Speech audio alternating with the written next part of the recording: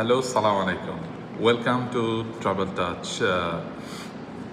New video, new segment for Saudi Arabia. তো আমরা সৌদিতে নতুন, অফকোর্স সৌদিতে আমাদের প্রিভিয়াস খুব বেশি যে এক্সপিরিয়েন্স ছিল তা না, নতুন। তো নতুন হিসেবে as a new Saudi resident, new আকামা হোল্ডার, তো আমরা যে বিষয়গুলো অন্যান্য প্রবাসীরা ওয়ার্কাররা যে সমস্ত প্রবলেমগুলো ফেস করে, আমরাও অ্যাজ ইউজুয়াল ওই প্রবলেমগুলো ফেস করতেছি।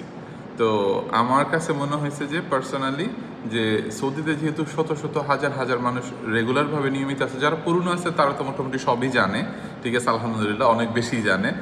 আর যারা নতুন আসতেছে তাদেরও তো কি বলে গাইডলাইন দরকার, বা তাদেরও ইনফরমেশন দরকার এবং প্র্যাকটিক্যাল এক্সপিরিয়েন্সটা দরকার। যারা আসছে আগে পুরনো, এরা তো 3, 4, 5, 10 বছর আগে আসছে, ওই সময় রুলস একরকম ছিল।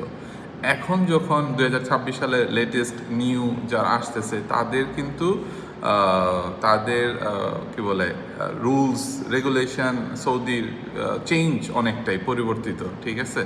আর এটা মোটামুটি সৌদিতে অল্প কিছু দিনের মধ্যে, মানে 10 ডেজ, 10 দিনের মধ্যে এক্সপিরিয়েন্স হয়ে গেছে যে সৌদির রুলস কনস্ট্যান্ট চেঞ্জ হতে থাকে, কন্টিনিউয়াস সৌদির রুলসগুলো চেঞ্জ হতে থাকে। তো এটা আমি অলরেডি রিয়েলাইজ করে ফেলছি এবং প্র্যাকটিক্যাল এক্সপিরিয়েন্স আমরা দেখে ফেলছি। তো আজকের ভিডিওর উদ্দেশ্য হলো আসলে যে নতুন যারা প্রবাসী আসে বা আমরা যারা নতুন আসছি সৌদিতে, আমাদের জন্য আসলে করণীয় কী বা ইনফরমেশনগুলো যেটা দেওয়া সম্ভব। তো ফার্স্ট যে পয়েন্টের মধ্যে আজকে আমি রেগুলার বলতে থাকবো, একটা ভিডিওর মধ্যে তো সব কথা বলা সম্ভব না, বাট আমরা টাইম টু টাইম সেটা আফসির অ্যাকাউন্ট থেকে শুরু করে, ঠিক আছে, যে সিম কার্ড তোলা থেকে, একটা মানুষ সৌদিতে আসার পরে তো মোটামুটি সিম কার্ড তোলাটা মেনলি জরুরি হয়ে যায়। হয়তো ভিসা কপি দিয়ে, সে ভিসা কপি তো সবার কাছে আছে, যারা নতুন আসে তারা হয়তো নতুন একটা সিম কার্ড তোলে। সিম কার্ড তুলে হয়তো যোগাযোগটা মোটামুটি কমিউনিকেশনটা ঠিকঠাক হয়, একটা নাম্বার যেটা তোলে। তবে কি বলে, যদি কেউ খুব বেশি জরুরি না হয়, সিমটা না তুলে সে পরবর্তীতে তুলে পারবে, আকামা নাম্বার দিয়ে সে তুলতে পারবে, কোনো সমস্যা নেই। আকামা নাম্বার দিয়ে তুললে আরও ভালো, ঠিক আছে। সে ভিসা দিয়ে তো তুলতে পারবো অবশ্যই, কিন্তু আকামা নাম্বারটা দিয়ে তুললে সবচেয়ে ভালো। এটা হচ্ছে ব্যক্তিগত পরামর্শ, এটা পসিবল। আর 4টা সিম তোলা যায়, একটা কি বলে দিয়ে আকামা দিয়ে 4টা সিম পর্যন্ত তোলা যায়। সো দ্যাট ইজ অলসো ওকে, এত পেনিক হওয়ার কোনো রিজন নাই, 4টা অপশন আছে। এরপরটা হচ্ছে যে যদি কি যেমন আরেকটা কাজ হয়, যেটা হচ্ছে যে বর্ডার নাম্বার তোলা যায়, ঠিক আছে। ইটস এ ভেরি সিম্পল, এটা অত আহামরি কোনো জটিল বিষয় না, সো ঘাবড়ানোর কিছু নাই। তবে এগুলো সার্ভিস দেওয়ার জন্য আবার অনেকগুলো মক্তব, অফিস বা ব্যক্তিগতভাবে যে কেউ নিজে থেকেও এগুলো করতে পারে। এগুলোর জন্য আসলে খুব বেশি প্রবলেম হয় না। যারা পুরনো আছে, যারা মোটামুটি সৌদিতে অনেক বছর, বা যারা একটু বুঝে কাজটা, এদের কাছে বললেই হবে। অথবা ইউটিউবে অনেক ভিডিও আছে যেখানে তারা প্র্যাকটিক্যালি দেখায় দিচ্ছে কিভাবে এটা বের করতে হয়। So that is very simple and easy work, border নাম্বারটা বের করা। কারণ সৌদিতে যখন কেউ এন্ট্রি দেয়, এয়ারপোর্ট ক্রস করে কোনো দেশে ঢুকে, সৌদিদের মধ্যে ঢুকে, সেটা যেই ভিসাতে হোক, ঠিক আছে, সেটা উমরা ভিসাতে হোক, সেটা ভিজিট ভিসাতে হোক, 1 ইয়ার মাল্টিপল এন্ট্রি ভিসায় হোক, অথবা আকামা কি বলে রেসিডেন্ট ওয়ার্ক পারমিট নিয়ে হোক, যেই ভিসাতেই আসুক, ঠিক আছে, তাদের একটা বর্ডার নাম্বার বের হয়, ঠিক আছে। ওই বর্ডার নাম্বার দিয়ে মোটামুটি তারা কি বলে কাজ করতে পারে, লেটস সে ফর 3 মান্থস। তো বর্ডার নাম্বারটা বের করা সম্ভব, এটা অনেকেই করে। তো এরপরে আফসির আকামা মানে হচ্ছে যে আফসির আকামা কি মানে হচ্ছে 3 মাসের যে বৈধতা, একটা ভিসার মেয়াদি থাকে আসলে। অধিকাংশ সমস্ত দেশে 3 মাসের একটা মেয়াদ থাকে ভিসা। কেউ ঢুকলে 90 দিন পর্যন্ত সে টাইম পায় রেসিডেন্ট কার্ডগুলো করার জন্য। এইখানে ওইটাই একটা কি বলে সিস্টেমের মধ্যে আনা হয়েছে আফসির, ঠিক আছে। আফসির প্ল্যাটফর্ম থেকে, এটা সরকারি একটা প্ল্যাটফর্ম, ঠিক আছে, যেখানে ইকামা, যাদের ইকামাগুলো রেজিস্টার করা আর কি, ঠিক আছে। আমরা যেমন কাতারে একটা ম্যাট্রাস নামে একটা অ্যাপস ইউজ করে, ঠিক আছে। ওইখান থেকে গভর্নমেন্ট পোর্টালে সবার লগ ইন করলে সমস্ত তথ্যগুলো পাওয়া যায়। ওইখান থেকে গভর্নমেন্টের অনেকগুলো সার্ভিস পাওয়া যায়। সেম লাইক এইখানেও এরকম একটা, তবে এইখানে অনেকগুলো, এটা শুধু একটা না। আফসির এটা ওয়ান অফ দেম, ঠিক আছে। অনেকগুলোর মধ্যে এটা একটা, ঠিক আছে। আর কাতারে যেমন শুধু একটা। এনিওয়ে, ঠিক আছে, তো আফসির প্ল্যাটফর্মেটা আজকে ওইটা নিয়ে কথা বলার জন্য না। আরেকটা বিষয় হচ্ছে, ওই আফসির নিয়ে একদিন এক্সপিরিয়েন্স বলে দিব না, ঠিক আছে। কেউ যদি চান কমেন্টসে, কেউ যদি বলে আফসির নিয়ে কি বলে ইয়াটা করেন, আমি পুরা কি এক্সপিরিয়েন্সটা সেটা বলে দিব, ঠিক আছে? কারণ এটারও একটা লম্বা এক্সপিরিয়েন্স হয়ে গেছে। ইনশাআল্লাহ এটাও শেয়ার করবো আরেকদিন আরেক ভিডিওতে। তো যেটার জন্য হচ্ছে যে আকামার মেয়াদ, সরি ইকামা মানে ইকামাই হচ্ছে সম্ভবত সঠিক উচ্চারণ। আকামা আমরা বাংলাদেশিরা আকামা ইকামা যাই বলি হোয়াটএভার, এটা আবার কেউ মাইন্ড করেন না যে বেটা 2 দিনের বইরে গিয়ে আসছে এখন বলতেই পারে না এটা আকামা না ইকামা। সো ইকামাই বলি, ঠিক আছে, ইকামাই বলি। ইকামা 3 মাসের হয়, 6 মাসের হয়, 9 মাসের হয়, 1 বছরের হয়। This is the first news. এইটা আমরা পাইলাম এখানে। ইটস এ শকিং, কারণ হচ্ছে যে যারা পুরনো তারা তো সব জানে, সব বুঝে মোটামুটি, বাট আমরা যারা নতুন আসছি আমাদের জন্য হচ্ছে যে ভাই রেসিডেন্ট কার্ড সবসময় তো 1 বছরের হয়। ইভেন ইউরোপে যদি কেউ টিআরসি করে সেটা 1 বছরের মেয়াদে টিআরসি করে দেয়, ঠিক আছে? ইভেন জিসিসির অন্যান্য কান্ট্রিগুলোতে যখন রেসিডেন্ট কার্ড করে দেয়, ঠিক আছে, রেসিডেন্ট কার্ড করে দিলে যেমন ওই এমিরেত আইডি অথবা কাতারের মধ্যে কিউআইডি, তো এগুলো 1 বছরের মেয়াদ থাকে। আবার এখন সৌদিতে আসার পরে যে না, it's not a fixed like 1 বছর মানে সবার 1 বছর আইডি রিনিউ হবে, বিষয়টা এরকম না। এখানে অপশন আছে, আপনি ইচ্ছা করলে 3 মান্থসের জন্য আকামা করতে পারবেন, 6 মাসের জন্য করতে পারবেন, 9 মাসের জন্য করতে পারবেন, 1 বছরের জন্য করতে পারবেন, 12 মাসের জন্য। এইভাবে আকামাগুলোর জন্য টাইম টেবিল মানে তারা কি বলে সিস্টেম হচ্ছে তারা সহজ করছে, যাতে একবারে পেমেন্টটা না করে একবারে প্রেশারটা না পড়ে, তারা যাতে ধাপে ধাপে হয়তো করতে পারে, এই জন্য হয়তো সিস্টেমটা এরকম করা হয়েছে, I am not sure.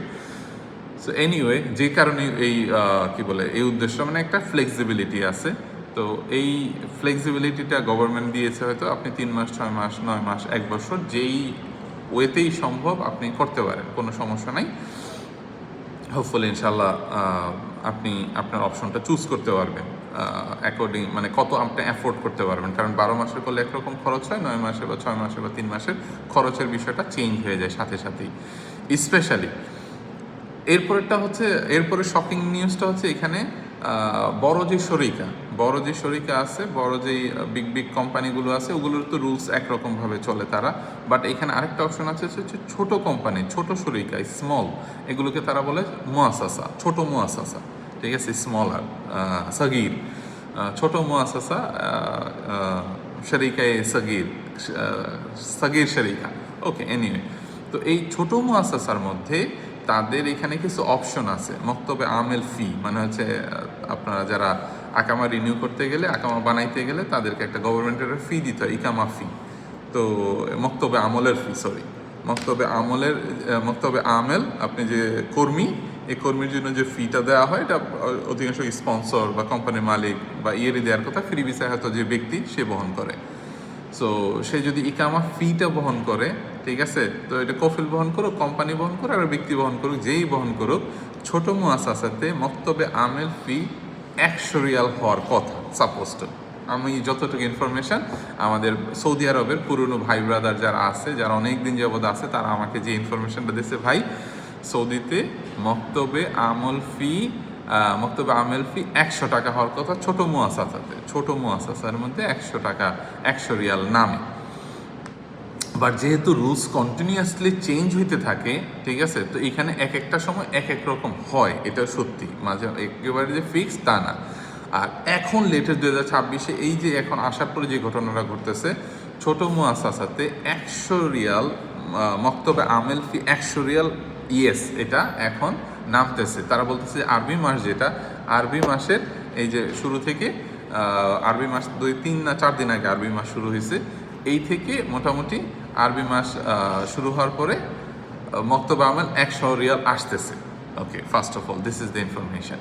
And মক্তবে আমল এই ব্যক্তিরও মক্তবে আমল 100 রিয়াল নামছে, ঠিক আছে। এই জন্য পার্সোনাল এক্সপিরিয়েন্স বলতেছে, আমাদের পিছন দিয়ে যে গেছে, ঠিক আছে, আমাদের কামরুজ্জামান রুবেল স্যার। এখন মক্তবে আমল 100 রিয়াল ফি আসছে মুয়াসাসা, বাট প্রবলেম হচ্ছে মক্তবে আমল মুয়াসাসার যেই এক্সটেন্ড মানে এই যে সুবিধাগুলো যে পায়, এটার একটা মেয়াদ গভর্নমেন্টের থেকে 2027 সাল পর্যন্ত, ফেব্রুয়ারি মাস পর্যন্ত আছে।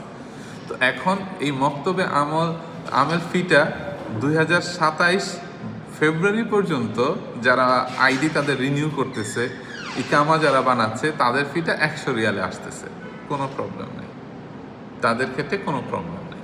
তারা 6 মাসের 9 মাসের মেয়াদ অনুসারে ডিফারেন্ট কেসে ডিফারেন্ট হয়। একজ্যাক্ট সবার ক্ষেত্রে একই সেম কেস একই রকম না, কারো ক্ষেত্রে 6 মাস, কারো ক্ষেত্রে 9 মাস। যাদেরটা আসতেছে কিন্তু মক্তবিল 100 রিয়ালে আসতেছে, বিকজ অফ যে 2027 সাল পর্যন্ত যেটা যেহেতু ছোটো মুআসাসার যে মেয়াদটা, ভ্যালিডিটিটা, গভর্নমেন্টের যেই গভর্নমেন্টের যে ছাড়টা দিচ্ছে ছোটো মুআসাসাগুলোর জন্য যাতে এরা বিজনেস করতে পারে।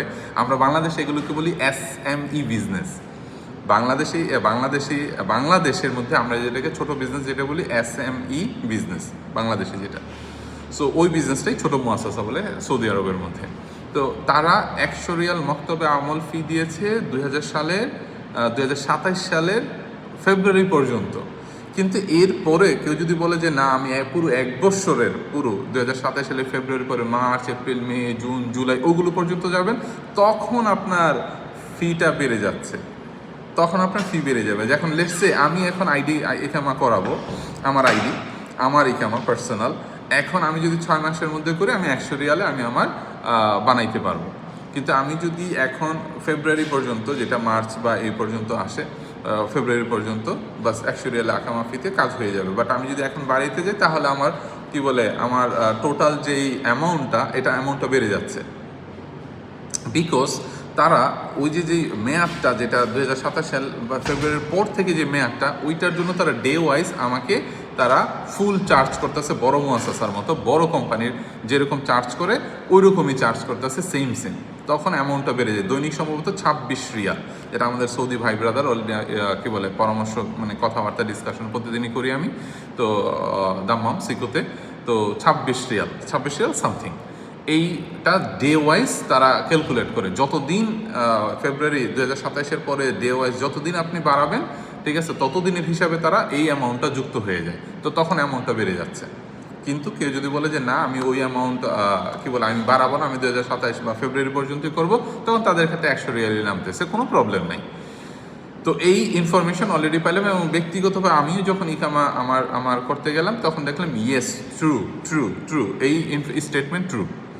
এই ইনফরমেশনটা একেবারে অথেন্টিক, সত্যি, যে আসলেই ফেব্রুয়ারি পর্যন্ত আমার যেহেতু ছোটো মুআসাসা, ফেব্রুয়ারিতে পর্যন্ত যখন মেয়াদ, এইখানে 100 রিয়াল মক্তব আমার ফি আসে। এর বাইরে যদি আমি 1 বছর করে ফেলি তখন এমনটা বড় হয়ে যাচ্ছে বা বেশি হয়ে যাচ্ছে। দুইটা আমি নিশ্চয়কে দেখে আসছি। সো এটা হচ্ছে পার্সোনাল এক্সপিরিয়েন্স। তো এই জন্য এটা নিয়ে যারা কনফিউশনে ভুগতেছে যে আসলে ছোটো মুআসাসা 100 রিয়াল নামতেছে কি নামতেছে না, ইয়েস, অ্যান্সার হচ্ছে ইয়েস, ট্রু। আর নামতেছে হচ্ছে 27 ফেব্রুয়ারি পর্যন্ত, ইয়েস। এর বাইরে যদি আপনি পুরো 1 বছরের জন্য করতে চান তাহলে অ্যামাউন্টটা বেড়ে যাবে, yes, that is also another truth. আর 6 মাস বা 9 মাস পর্যন্ত আপনি করতে পারবেন, অ্যাকর্ডিং টু ইউর ডিফারেন্ট কেসে ডিফারেন্ট হয়, সবার ক্ষেত্রে এক রুলস না, এইটাও ট্রু। আর এরকম রুলস চেঞ্জের মধ্যে বিভিন্ন ইনফরমেশনগুলোর মধ্যে আমরা ফেস করি, হয়তো করবো ইনশাল্লাহ। তো এইগুলোর ক্ষেত্রে আমরা ধাপে ধাপে আমাদের পার্সোনাল এক্সপিরিয়েন্সগুলো আমরা শেয়ার করে দেবো আপনাদের সাথে ইনশাআল্লাহ। তো পাশে থাকেন, একসাথে যাদের কোশ্চেন বা প্রবলেম, আমরা চেষ্টা করবো যে আমরা যে প্রবলেমগুলো ফেস করতেছি ওই প্রবলেমগুলোর যে কী সমাধান ওইটা শেয়ার করার জন্য। আপনাদেরও যদি কোনো প্রবলেম থাকে ওই প্রবলেমগুলো আমরা ইনশাল্লাহ যদি সম্ভব হয়, কারণ আমাদের পরিচিত যেহেতু ভাই ব্রাদার আছে সৌদিতে যারা এগুলো নিয়ে কাজ করে অথবা যারা এগুলো সরাসরি ফেস করতেছে, তাদের কাছে সলিউশন আছে। সো সলিউশনগুলো নিয়ে ভিডিওতে আমি হয়তো বলে দিলাম যে কে কোন ওয়েতে সলিউশনগুলো করে দিতে পারে ইনশাআল্লাহ। সো এই বিষয়টার জন্য আজকের ভিডিওর উদ্দেশ্য ছিল এই ইনফরমেশনগুলি পাস করা। হোপফুলি ইনশাআল্লাহ ভবিষ্যতে আমি আপনাদেরকে অন্য সমস্যা, আরও যে সিস্টেম রুলসে যে চেঞ্জেস সেগুলো নিয়ে কথাবার্তা বলবো। লেটসে যেমন ব্যাঙ্ক অ্যাকাউন্ট ওপেন করা, আমাদের ব্যাঙ্ক অ্যাকাউন্ট আমি যদি ওপেন করতে চাই, ঠিক আছে, আমি নতুন একটা প্রবাসী আসছে, আমি কেমনে ইজিলি ওপেন করে ফেলতে পারবো এই বিষয়গুলো। অথবা আমি ওর ব্যাংক লেনদেন হচ্ছে, ঠিক আছে, কোনো যদি প্রবলেম ফেস হয়ে থাকে ওগুলো বলেন, যাতে আমিও সতর্ক হয়ে যেতে পারি। পার্সোনালি একটা সতর্কবাণী অলরেডি আমি পেয়ে ফেলছি, সেটা হচ্ছে যে যদি আমার স্যালারি হয় 600 অথবা 800, মানে কম টাকার স্যালারি, তাহলে এটার মধ্যে যাতে অনেক বড় অ্যামাউন্ট যাতে লেনদেন না করি পার্সোনাল অ্যাকাউন্ট থেকে। এই পরামর্শটা সমস্ত ভাই ব্রাদার দিয়েছে এবং আমি এগ্রিড, ইয়েস, এটা সঠিক পরামর্শ। বিকজ অফ কাতারে, যেহেতু আমি লম্বা সময় কাতারে ছিলাম, কাতারে একই অবস্থা, আপনার স্যালারি কম অথচ আপনার ব্যাংকের অ্যাকাউন্টে অনেক টাকা লেনদেন হয়, এটা একটা কোশ্চেন মার্ক। তখন সিআইডি এসে কোশ্চেন করে এবং তাকে জিজ্ঞাসাবাদে তার টাকার সোর্স কী। তো সৌদিতেও নাকি এরকম হয় এইটার ব্যাপারে তারা আমাকে সতর্ক করেছে। আরেকটা হচ্ছে সিম কার্ড নেওয়া নিয়ে সতর্ক করছে, ঠিক আছে। সিম কার্ডের বিষয়টা আমরা এটা কি বলে একটা প্রবলেম ফেস করছি, এই প্রবলেমটা নিয়ে আমরা আপনাদেরকে জানাবো সিম কার্ড নিয়ে, ঠিক আছে। সিম কার্ডটাও যে তুলে এটা কি বলে কেস খায়, যেই সিম তুলে ওই সিম দিয়ে হয়তো অন্য কেউ অনেক টাকা বিল করে ফেলছে, ওই সিমগুলো দিয়ে দেয়, তারপরে ওই লোকটা কেস খায়। মানে আমাদের এই নতুন প্রবাসীদের ক্ষেত্রে একটা প্রবলেম, এইখানে সতর্কতা আমাদেরকে করে দিছে, ঠিক আছে। এই দুইটা সতর্কতা অলরেডি পেয়ে ফেলছি, একটা হচ্ছে সিম কার্ড কেনার ক্ষেত্রে, আর হচ্ছে ব্যাংকের লেনদেনের ক্ষেত্রে আমার স্যালারি থেকে অতিরিক্ত টাকা যদি আমি লেনদেন করি, সেটা আমি করি বা আমার অ্যাকাউন্ট দিয়ে অন্য কেউ করুক, ঠিক আছে, তাহলেও প্রবলেম হবে সেম। এই বিষয়গুলো নিয়ে পরামর্শ দিয়েছে, এগুলো আমি শেয়ার করলাম, এটা আমি ব্যক্তিগতভাবে আলোচনা করে পাইছি এবং ইনশাল্লাহ ভবিষ্যতে আপনাদের কি পরামর্শ বা আপনাদের কোনো পরামর্শ থাকলে কমেন্টস আমাকে পরামর্শ দিয়ে সাহায্য করতে পারেন। ইনশাল্লাহ দেখা হবে, কথা হবে আবারও। আসসালামু আলাইকুম।